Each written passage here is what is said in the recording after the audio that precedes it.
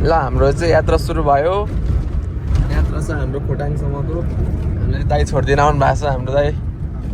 नानी अगाडि चाहिँ नानीको यसपालि पहिलोचोटि होइन नानी मामा घर, पहिलोचोटि मामा घर। अब गाडीको कल आयो जस्तो छ।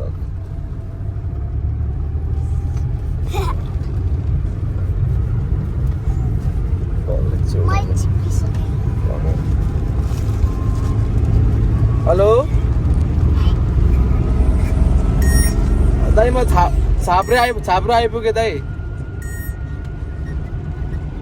ए हुन्छ दाइ, ल छाप्रो कटिसकेँ ल। यसपालि म चाहिँ 4-5 वर्षपछि गाडी चढिरहेको छु होइन, नभए जहिले बाइकमा जान्थेँ।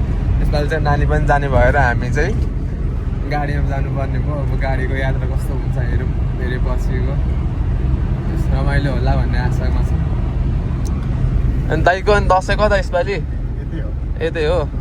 अनि यसपालि कस्तो छ त दाइ कमाइ दसैँमा? केही छैन है दाइको। अब कहिलेसम्म चलाउनु हुने? आज मात्रै? आज टिकाको दिन पनि अलिअलि हुन्छ नि त होइन, गाडीहरू चाहिँ चलेको हुन्न, अलिअलि कमाइ हुन्छ। अब दाइहरूको अलिअलि सिजन पनि यही हो भनौँ न होइन अलिकति। ल के छ, कस्तो भइरहेको त? हामी चाहिँ गाडीले हामीलाई 3 बजे कल गरेर बोलायो, तर अहिलेसम्म अरू प्यासेन्जर नआएर कुरेर बसिरहेको छौँ। अहिले कति बज्यो? अहिले 4:30, 4:45 जति भयो होला। 5 बजी पनि हिँडेको छैनौँ। अब कति बजी पुग्ने हो थाहा छैन। गाडी चाहिँ यही हो है, हेर्न सक्नुहुन्छ। गाडीको मान्छेहरू यहाँ हिसाब किताब गर्दै हुनुहुन्छ।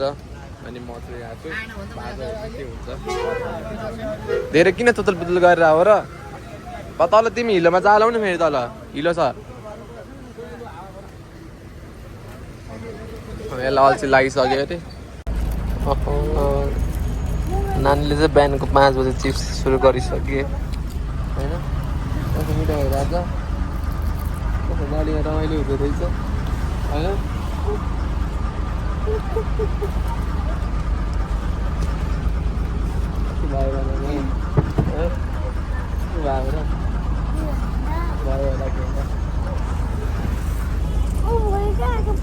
केले लाइटले टाढो राख्छु भनेको।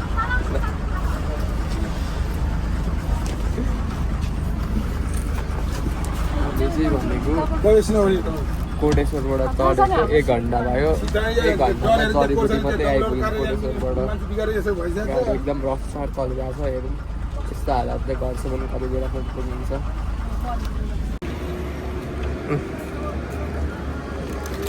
लड है। अब गाडी पनि कहिले नचढ्नु जस्तो भइहाल्यो। चढेको गाडी चढेको 2 घन्टा भइसक्यो। अहिलेसम्म हामी सल्लाह गरे। गाडीको हालत यो छ होइन। त्यही भएर मलाई कहिले पनि गाडीहरू चाहिँ चढ्न मन लाग्दैन कि। अब फेरि सिट पनि हाम्रो एउटा मात्रै, यस्तो अप्रेटर सिट छ, 90 साइड ढल्किन्छ। यस्तो गाह्रो भइसक्यो है। मलाई यही खेल्न रमाइलो छ। लड्छ है नानी, लड्छ है, अहिले लड्छ है। लड्यो भने चाहिँ म केही जान्दिनँ।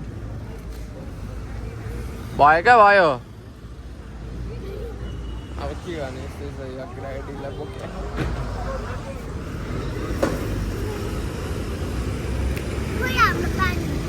पानी त भित्र छ नि। तितौरा बाटोमा किनिदिन्छु। बिहानै चाहिँ कसले तितौरा खान्छ? यति बिहानै कसले तितौरा खान्छ? नचल है। अहिले बाटोमा किनिदिन्छु। बाटोमा किनिदिन्छु। यहाँ होइन क्या, यहाँ अहिले भर्खर तिमीले खाइसक्यो, चिप्स खाइसक्यो। अनि बाटोमा किनिदिन्छु म। ल बाटोमा किनिदिन्छु हुन्छ। कस्तो रमाइलो लागिरहेछ। यसो 2 शब्द बोलिदेऊ न त। बोलिदेऊ न। इग्नोर हान्दिने क्या, अब के भन्ने। के अनि चक्लेट अहिले बाबाले बाटोमा बिहानै किनिदिनु त भन्नुभएको थिएन होला नि त। अहिले किनिदिन्छु क्या, उता पुगेपछि अलिक बाटोमा पुगेपछि किनिदिन्छु। ल्याउन अरे, म यही बाटोमा छोडेर जान्छु नि। फेरि हराउँदैनौ तिमी, मैले छोडेर गएँ भने के गर्छु भन त? ल अब हाम्रो गाडी लास्टको छ हामी बाटोमा भेट्नेछौँ फेरि पनि है हामी चाहिँ नेपाल चोक भन्ने ठाउँ आइपुगिसक्यौँ अब खानु चाहिँ केही मन लाग्यो होइन यसलाई चाहिँ के खाने अरे त चटपटे खाने अरे अब यहाँनिर चटपटे बन्द रहेछ हेरौँ यहाँको चटपटे कस्तो हुन्छ भन जान भन न भन न ल यता त्यही हामी चटपटे भएन न है मलाई 50 भएन नेपाल थोकको चटपटे खाएर हामी पुग्छौँ बाजु च्याङ्गाडा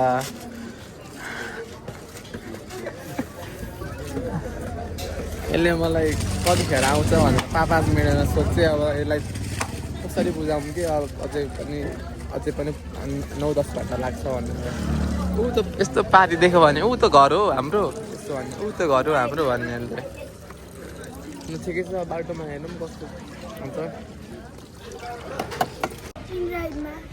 इनड्राइभ पाउँछ यहाँनिर ल हामी चाहिँ हलेसी भन्ने ठाउँ आइसकेको छौँ नानीलाई जसम्म 3 चोटि बान्ता गरिसके यसको लुगाको हालत पनि हेर्न सक्नुहुन्छ यसको यता हेर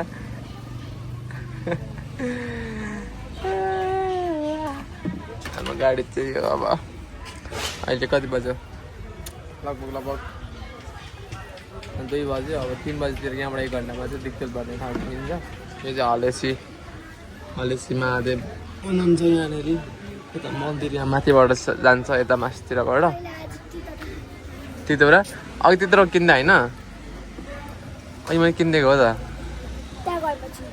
अब घर जाँदा ल अब नानीलाई फेरि त्यतिबाट खुवाउनु पर्ने भयो हाम्रो लाजा लास्टै नै बिजोग नै भयो भनौँ न अब एउटा सिटमा 2जना आएको सिट पनि पाएन हजुर हाम्रोमा घरमा छ कुखुराको चल्ला अनि तिम्रो दोस्तहरू छ 3 जना म भरे चिनाइदिइहाल्छु नि गएर एउटाको नाम पवन अर्को नाम हेमराज अर्कोको नाम भीमराज अहिले गएर भेट्छौ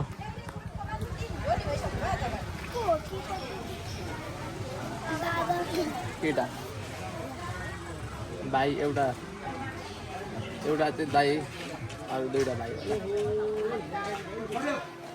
अब यहाँबाट चाहिँ हामी भित्र सम्झन्छौँ त्यसपछि चाहिँ अर्को गाडी छ त्यहाँ गाउँको चिनेको दाइको त्यो गाडीमा जान्छौँ हामी बाटो अब हामी अर्को गाडी चेन्ज गर्ने हो नि त गाडी चेन्ज गरेर अर्को सानो गाडीमा जाने है ल हामी दिक्तेल चाहिँ आइसक्यौँ नान्द्र मस माथि सामान राखेर यसो के पाउँदो रहेछ यतातिर यसो डुल्न गइरहेछौँ दाइहरू तल हुनुहुन्छ अहिले हस्पिटलबाट आउने एकछिन टाइम लाग्छ अरे त्यो ल्याउँसम्म चाहिँ सामानहरू किन्नुपर्ने छ मैले फेरि कपाल पनि काटेको छैन दाइ साथी केही पनि मिलाएको छैन यस्तो यहाँ अब ऊ रहेछ भने कपाल दाइ साथी काटौँ भनेको होइन उहाँ खाइरहनु हुन्छ जतिर पनि खाइरहनुहुन्छ उहाँ घरि के चाहन्छ मलाई घरि के चाहन्छ म त वाक्क भइसकेँ ए लड्छ है नानी हामी दिक्केल पछाड के हो के हो हामी कहाँ छौँ ल गाइज हाम्रो चाहिँ यो खालको यात्रा भइरहेको छ दाइको र मेरो दाइलाई भेटिसक्यौँ होइन अब नानीहरू चाहिँ भित्र तल छन् हामी चाहिँ यो खालको यस्तो गाउँमा चाहिँ यो खालको एक्सपिरियन्स पनि गर्न पाइन्छ हो कि नि दाइ भन्नु त मान्छे चाहिँ च्यान्डरमा आएपछि कस्तो एक्सपिरियन्स गर्न पाइन्छ भनिदिनु दाइ दसैँको सामानहरू चट्टाइ हाल्यौँ दाइको बुलेर टक्कमा गइरहेछौँ हामी बाटो कस्तो छ हामी देखाउँदैछौँ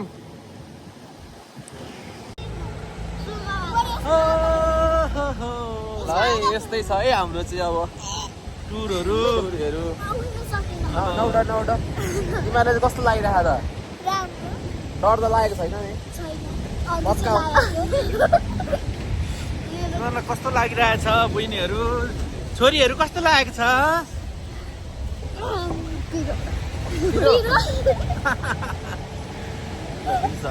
त्यो पछाडि आउँदै गरेको दिदीहरू कस्तो छ अघि स्कुटीमा आउँदै गरेको राम्री छ अरे अनि मलाई त भेट्नु भन्दै थियो त अघि त्यहाँनिर मैले कुरा गरेको थिएँ ल भेट्नु एकछिन भन्दै थियो भेट्नु कि नभेट्नु मेरो चाहिँ कुरा भएको थियो तिमीहरूसँग भनेको क्या यता हात समात्छ न ल उता उल्ट्यो भने हात समात भयो